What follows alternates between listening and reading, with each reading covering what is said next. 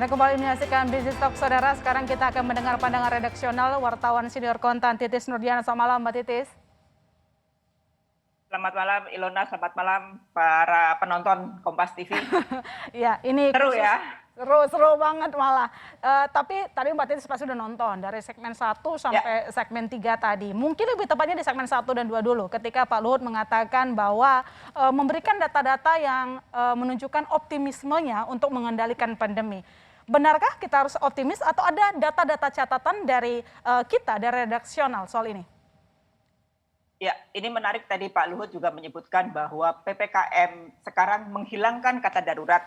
Artinya pemerintah tidak melihat kedaruratan yang terjadi saat ini. Itu poin pertama. Yang Oke. kedua, faktanya adalah kasus COVID masih tinggi. Yang juga menarik sebetulnya adalah testingnya yang rendah.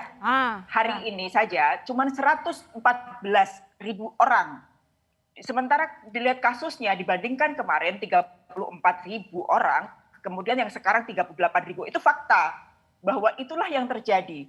Kemudian pemerintah juga menyebutkan bahwa bor menurun. Betul, bor menurun, tapi angka pembaginya juga naik. Karena pemerintah menambah 130.000 bed, artinya otomatis yang tersedia menjadi lebih banyak. Namun kalau melihat angkanya bahwa orang yang positif COVID dilaporkan 530 lebih orang, maka masih ada orang yang melakukan isoman 3 kalinya yang belum mendapatkan bed dengan alasan apapun. Artinya apa? Dari data-data itu memang nampak kita tuh masih dalam kondisi genting. Tapi kalau melihat dari omongannya pernyataan Presiden dan juga pernyataan Pak Luhut, jelas bahwa pemerintah optimis membuat aturan mingguan, PPKM mingguan dengan optimisme. Optimismenya adalah di beberapa level wilayah sudah menunjukkan perbaikan. Oke, fine kalau itu yang terjadi, bahwa nanti tapi ada optimisme bahwa pembukaan pasar kemudian akan dilakukan, pembukaan yang PKL juga akan dilakukan. Optimisme itu baik, tapi harus dengan berdasarkan fakta-fakta yang nyata. Karena fakta yang ada bahwa tren kasus COVID belum benar-benar melandai. Orang masih mencari yang melakukan isoman masih sangat banyak. Artinya ada yang ketidaktertampungan. Betul, obat akan dibagikan 3 juta pack yang akan diberikan ke isoman gratis, tapi itu belum cukup. Karena fakta yang ada hari ini kalau Anda baca, kalau kita semua baca bahwa banyak orang masih kesulitan mencari tabung oksigen. Yang melakukan isoman kesulitan mencari tabung oksigen. Benar, pemerintah sudah melakukan antisipasi dengan melakukan penambahan kayak istilahnya SPBU-nya oksigen di banyak tempat, tapi sampai ke mikronya, ke tingkat RT RW itu tidak terpantau. Tadi disebutkan bahwa akan ada impor konsentrator. Itu langkah yang bagus, tapi konsentrator itu akan dibagikan ke siapa? Bagaimana dengan nasib para warga negara kita yang melakukan isoman dan kemudian kita ambil contoh aja yang kejadian yang sungguh sangat melukai kita semua. Di Sleman, di berita Kompas sendiri juga menyebutkan di Sleman ada 200 orang lebih yang melakukan isoman meninggal. Ya. Artinya pemerintah juga harus melakukan pemantauan yang lebih serius terhadap teman-teman yang melakukan isoman. Warga negara yang melakukan isoman, karena yang isoman Artinya sistem yang ada sekarang ini belum begitu bagus ya, Mbak Titis, terlalu banyak hal yang harus dikoreksi. Karena faktanya itu yang terjadi. Kalau tadi di Pak Palu juga menyebutkan bahwa dari kita juga menyebutkan bahwa oke, tes diperbanyak, tapi faktanya sampai 250.000. Nah, faktanya hari ini yang dites 114.000 orang. Artinya jauh di bawah 250.000 yang seperti dibilang sama Pak Luhut tadi.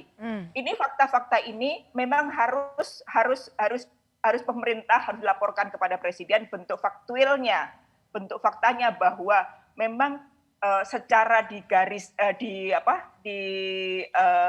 data-data yang ada itu benar seperti ini, tapi di lapangan seperti apa? Karena faktanya seperti tadi bahwa orang masih kesulitan mencari bed, orang masih kesulitan tes karena Lantas, kalau kita melihat lantas Mbak Titis, solusi urgent apa yang harus kita lakukan segera mungkin dalam jangka pendek ini? Pertanyaan terakhir. Ya, Kalau tadi Pak Luhut bilang bahwa pemerintah mendengarkan, melihat, memantau bagaimana mobilitas orang-orang lewat Facebook, lewat Google Map, oke, itu untuk memetakan klaster. Nah, bagaimana kemudian pemerintah juga melihat tidak ada negara yang ini betul sampai sekarang belum ada jurus yang cespleng bagaimana mengantisipasi yang namanya penyebaran Delta. Tapi di beberapa negara juga layak kita untuk dilakukan contoh, yakni untuk tes PCR, tes swab yang diberikan gratis. Di beberapa negara itu memberikan warganya 20 tes pack, tes untuk swab kepada warganya per orang. Tujuannya apa? Dia nanti kalau mau pergi kemanapun dia melakukan swab secara mandiri yang ada tutorialnya, kemudian melaporkan bahwa kondisinya dia sehat, kondisinya dia negatif, itu beserta dengan fotonya. Di beberapa negara melakukan seperti itu. Ini juga bisa kita lakukan, tapi menjadi sulit karena tes swab sendiri harganya masih mahal.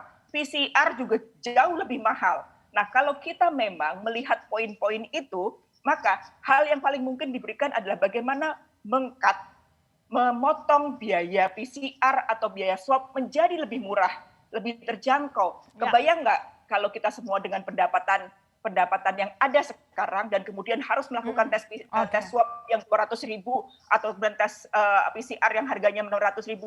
Sementara anggota kita klaster keluarga bisa 4.